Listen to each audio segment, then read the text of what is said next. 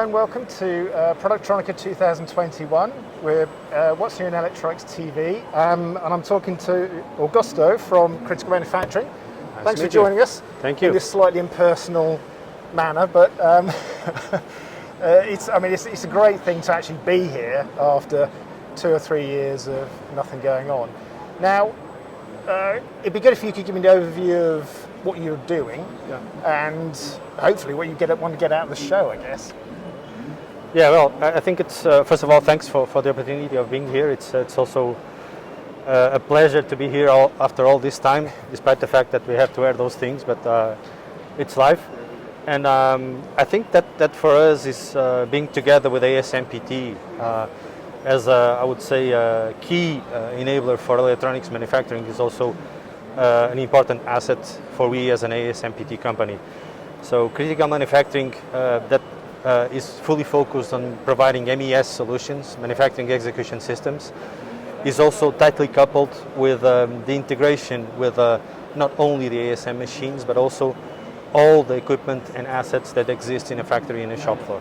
Yeah. So with this in mind, our organization is providing a series of solutions that are based in software, but nevertheless are highly focused in the physical processes that exist in a factory. And this is where we want and we are playing today a key role in the electronics manufacturing industry.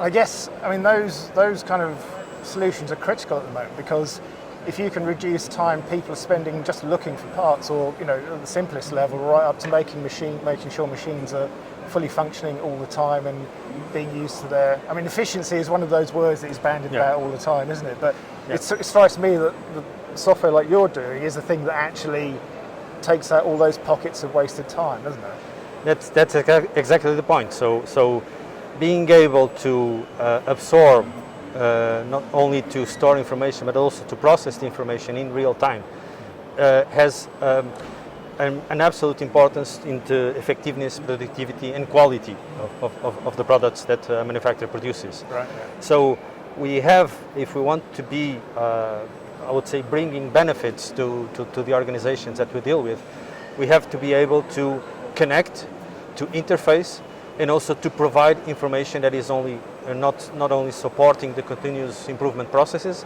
but also supporting the real-time processes in a factory. To be able to detect any problem immediately, to be able in some cases to react proactively to those problems. And those automatically lead to more efficiency, less time to produce, and of course avoiding problems and quality issues to the finished goods. And this is really important to have this, I would say, combination of collecting information, dealing with the information and treating this information in real time, and be able to react not only from a visibility perspective, but also from an effective, I would say, combination of actions that should be performed in a given situation. How much of a challenge has it been, not just interfacing with ASM machines, it's not just in that part of the universe, it's all those other machines, and putting them together and extracting the right information and presenting it in a consistent form all the time? True. It's in fact a challenge, because if we deal with a certain machine, I would say manufacturer or machine builder, there is always some small differences and some small, I would say, idiosyncrasies that the manufacturer wants to put in their product as a special product that they do build, in fact. So we have, in one hand, to deal with these differences that we have between the different equipment manufacturers, because we have to be equipment manufacturer agnostic, because a factory has multiple different kinds of equipment. But at the same time, we have to be sufficiently flexible to deal with these differences that the different equipment have. So this leads to our, I would say, integrated connectivity module that we call Connect IoT, that has to deal with these differences and is enabling the configuration of such differences in the MES itself. So at the end of the day, our objective is really to not only enable the connectivity, but also leverage these differences that each equipment have, and make them transparent to the MES to deal with those differences. So that's good. Rather than bringing everything down to a sort of certain level, you're coping with all the different. Exactly. You know, because often those, like you say, those idiosyncrasies are important features and Absolutely. benefits of that particular piece of equipment. And those are the ones that will make the difference. So if a customer of ours and if an organization decides for a certain equipment, is because they decided that this equipment is special or better than any other, and we have to bring those differences to the shop floor level as well, to the MES level. So for the end user point of view, how easy it is to adapt to your or adopt your system? You know, is it's a one box to fit all? It's a very good point actually, because one of the things that especially our organization that comes with some legacy and had to deal with different realities before critical manufacturing existed. One of the most difficult aspects was how easy an application was to configure, how easy an application was to use, in fact. And we were coming from a world where we had to develop custom interfaces, develop custom applications to deal with, I would say, some flaws that an MES solution would have. And we really invested in a way that we want to bring this to a level that a trained engineer, which does not necessarily need to be an IT person, can configure the solution. Right.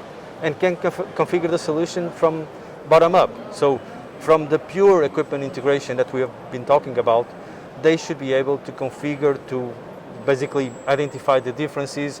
If a new machine comes, how can I map this machine to the MES? If a new machine gets a new firmware version, a new software at the machine level, there might be changes in the MES level. And this should be a simple task to an engineer. And we invested really a lot on this usability and user friendliness of the solution for an engineer to use without having to call someone else all the time. Yeah. Well, you could have the best product in the world, but if the user interface isn't right for the market you're going for, then it won't succeed. It's in fact one of our pillars of our organization is to provide a solution that is user-friendly in this case. And we even have inside our deployment services or our organization, our engineering services organization, a group that is dedicated to the user interfaces, to the user experience. And we value this pretty much because we consider this as a differentiator. Something that is really usable, but by someone that is in the shop floor, as an operator of course, but also in the background in the office to configure the solution and to model the solution on their way. So we've had a very trying 2 years, or 2 years plus now really, hasn't it? How have you adapted to, I guess, the software? It's different to actually people having to be together to put a physical product together, but you still have to interact and test and prove, don't you? Yeah, I confess that we were, of course, all very scared when the COVID showed up and this situation that we were confronted with, because we also used to have and to value, and we still value that, the face-to-face meetings, the customer sessions at the customer site, because it's also important to visit the shop floor to understand what it's all about so that we can model the solution to their own reality. But at the end of the day, we were fortunate enough to be, I would say, promoting and selling in certain circumstances a product which is a software. And being a software is not something so physical as a machine or as a piece of equipment. So this means that we could in fact do many sessions that were remote using platforms that would be sharing videos, would be sharing, of course, our demos, our solution can be completely demonstrated remotely. So, because of course people is looking to a screen, is not looking to us, but I think it's visible. On the other hand, our prospects, our customers were also forced to work remotely. And we saw that they were much more receptive of doing these remote calls than they were before. Because before it's very comfortable just to ask for the supplier to come on site and then we show and then we see.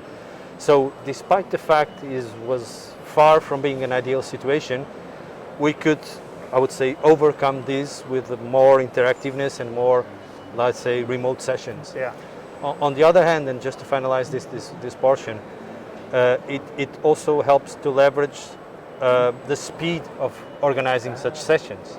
Yes. Because if you want to organize a session in a customer site, which is probably a few hours away from your offices, to do a 1 hour meeting, you lose 2 or 3 days, right? 1 or 2 days traveling and then 1 day at the customer site. In this type of sessions, you just organize from one day to the other, right? Yeah. And that brings the advantage of being able to deal with more and with additional situations that we had before, which also supported the growth of our business. Right.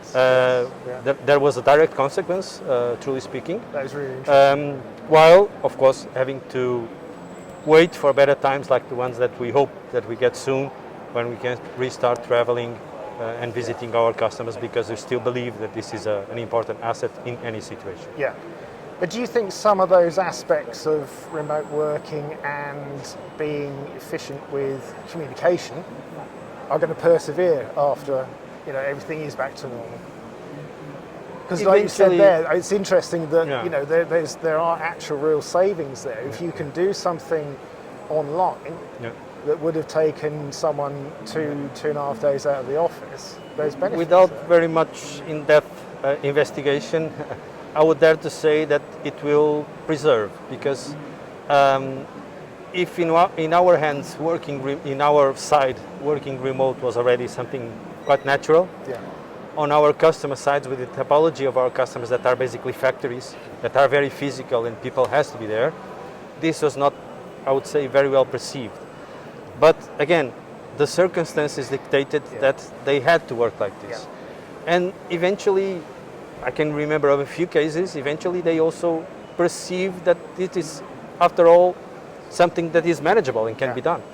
And we have done the full sales cycle of some customers completely remote, from the initial contact to the contract closure, and we even executed projects, deployment projects, completely remote. Right, yeah. And this is something that from was like inception through to completion. Exactly, from the kickoff of and those projects are projects that take a few months to execute, because they need to integrate, they need to model, we need to do workshops with the customers, and we did all those in certain cases fully remote until the go live date. And this is something that is, I would say, not the ideal situation. I have to emphasize on that. But it's proven to be possible, at least with our organization, of course. Yeah, and I think, you know, often through adversity and challenge, people are forced to innovate, aren't they? So I'm sure there will be aspects of this, you know, even if it's just working practices that come out of this. And you also, beyond the pure, I would say, day-to-day aspects, you also see organizations that were a little bit traditional, that would have to have all people on site all the time. We see also this conversion of people that is remote partially. So that also helps attracting talents to the different organizations, because not everyone needs to be on that particular location. But it's probably still a way to go, but I think we are seeing some changes as well on those type of things. That's good. Although we're talking about working remotely, there do seem quite a lot of people here actually, which is quite quite impressive. I think you know, certainly the you know, the gates where people are coming in seem busy. So I hope you have a really successful show. Appreciate it. Pleasure to meet you, Augusto. Yes. And I hope you have a busy productronica. Yes, the same to you. See you again in 2 years, hopefully. Hopefully, yes. Thank you very much. Thank you so much. Thank you.